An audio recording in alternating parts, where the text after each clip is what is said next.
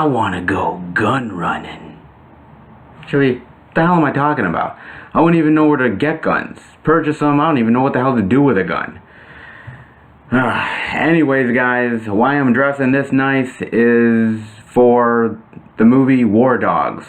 This is another Netflix nights, and I'm going to be reviewing, as I said, War Dogs from 2016, starring Jonah Hill and Miles Teller. And you know what? Let me take these glasses off, and let me tell you what the fine folks over at Netflix have to give us for a synopsis, shall we? So, what they say is, pouncing on a lucrative opportunity, buddies Ephraim and David become arms dealers supporting the U.S. effort to assist its allies in Afghanistan. But when the duo gets into a dangerous bind, they find out how few friends they have. It's what the fine folks over at Netflix have for a synopsis. So, how is the movie? Well, let me start off by saying this is based on a true story. Now, any movies that are based on or inspired by a true story, there is facts in the movie, but they stretch the truth. So sometimes you're not getting as accurate a depiction as maybe you would if you were watching a documentary. But it's more fun, it's got, you know, the likable characters and everything, so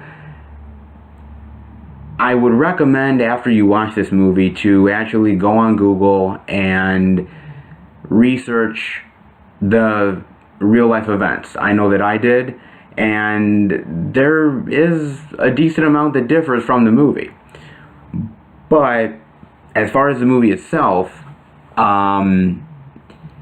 it's actually not a bad movie.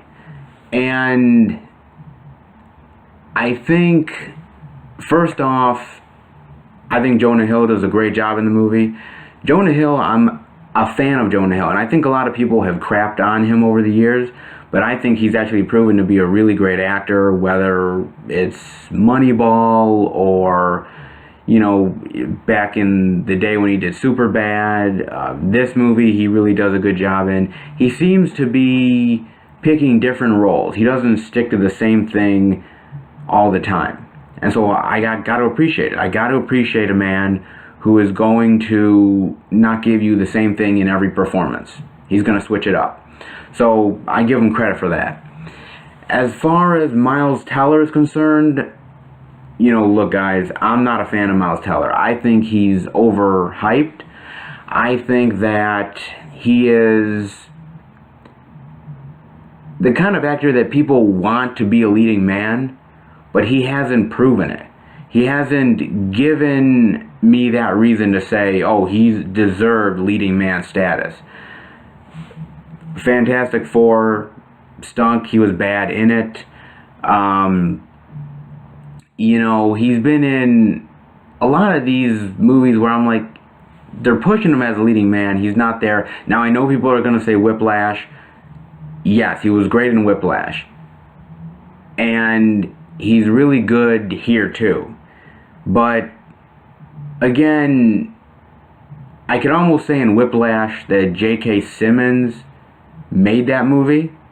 And I could say in this movie, he's top billed, but he's got Jonah Hill to play off of. And Jonah Hill is doing a really good job in this movie. And if he didn't have Jonah Hill, how good would the performance be? Again, I don't consider him leading man status, but again, he was really good in this movie. And what really is great about these actors in these roles is that they're fitting the parts that they play. You know, Jonah Hill is kind of a douchebag. He's playing a jerk, somebody who's very shady. He pulls it off. As I talked about in the Mummy review with Bob, Tom Cruise doesn't fit that role. And you can tell when an actor doesn't fit a role, it takes you completely out of the movie. This doesn't do that. You feel these actors are well cast, and you feel like they fit for what the movie's trying to do. and that helps a lot. Also, this movie is directed by Todd Phillips, who directed Road Trip, Old School, Hangover. He also directed Hangover 2, 3, and Due Date, which, okay, you can't win them all. But surprisingly, he does a really good job in this movie. He actually directs it really well. You actually feel like, you know, when you're going to the different locations, they all feel different from one another. They don't feel like they're just cheap and shoddy. They feel well shot. He feels like he gets the actors to give their best performance. And it feels like he's putting together a very cohesive film. And I gotta give him credit for that. Look, I mean, as I said, I didn't like Due Date. I thought Hangover Part 3 was really bad. Really bad. This is not that bad. And you could tell he's trying to take his career in a different section.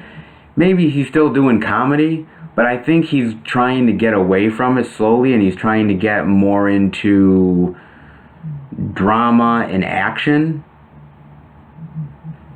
I'd like to see where he takes it. I mean, if this movie is any indication of where he's going to go, I think he could do a really good job with it. But, you know, time will tell. I think he's just got to get away from flat-out comedies, because I don't think he's really doing that good of a job at them, to be honest with you. Also, I have to say that this film is rated R. And I don't know if it really deserves its R rating. The only thing that I could say that really gives it an R rating is probably the language. That's it. I mean, you know, they're saying the nasty words in here, so they're going to get the R rating. But to be honest with you, I've seen PG-13 movies that have a lot of dirty language in them that, you know, are just, like I said, PG-13. I don't know why this isn't PG-13 either, but, you know, whatever, go figure. As far as the differences to real life, instead of 2 guys, there was actually 3. There was actually 3 guys. They all grew up together, and a lot of it is the idea of that they gave Miles Teller these 2 real-life people and shrunk them into his one character. So there was more going on with the 3rd person. There was also more issues with them dealing with banks and them dealing with more issues with the money aspect of it, which, by the way, to this day, they still haven't resolved it. A lot of the stuff that was dealt with in the movie, as far as them going to prison, as far as them divvying up the profits, other people suing them, those cases are still going on to this day. Nothing has gotten resolved yet at all. So it's interesting to think of this movie as almost feeling like it's not complete, because when you look at it, you know, just on Google and everything like that, you're basically getting a story that isn't finished yet. Yes, a lot of these guys have finished their jail sentences. Yes, they've gone on to write books, and they've gone on to do interviews, and the movie's made, and everything is basically done. But a lot of the stuff that's still going on, the legal issues, are still there. So I would love to see a documentary on this whole event. I'd love to see them do a whole flat-out, you know, expose piece of just everything that went on with the whole thing, with the money and the guns and the contacts that they had and everything.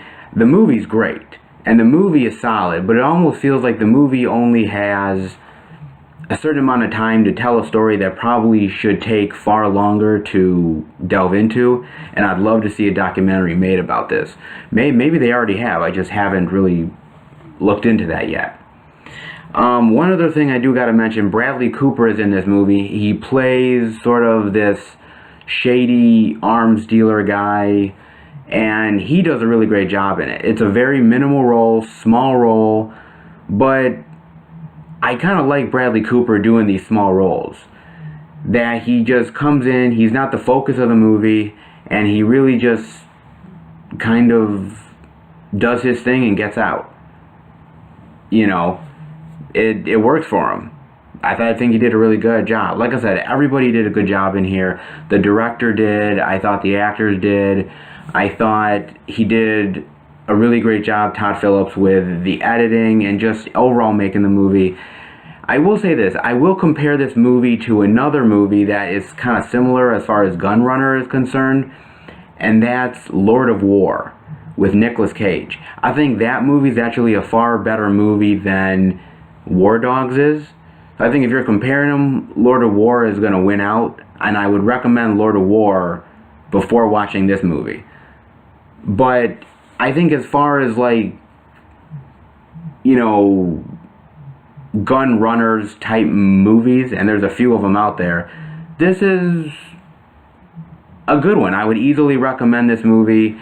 Go out, watch it. I'm sure it's on streaming now, and I got it through Netflix disc. Obviously you can buy it. So yeah, go out. That's my recommendation, and I hope you liked the video. If you enjoyed it and want to see more, then hit that subscribe button and you're going to get it. Also, I am now officially on Twitter. Yes, if you want to connect with me through Twitter, I'm on there, FilmFan108, just like on YouTube. I welcome you to interact with me on there. Okay, guys? And I will see you next time for another Netflix Nights. Have a good one, guys. Later.